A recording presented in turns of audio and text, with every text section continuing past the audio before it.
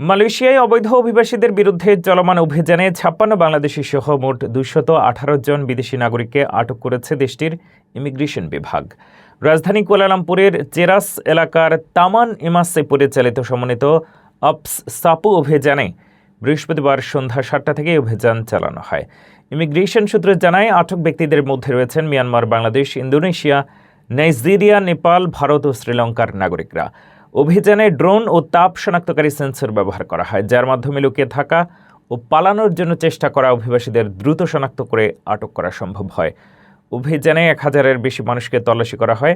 আটক ব্যক্তিদের বিরুদ্ধে বৈধ কাগজপত্র না থাকা, ভিসার শর্ত লঙ্ঘন এবং নির্ধারিত সময়ের বেশি অবস্থানের অভিযোগ আনা হয়েছে।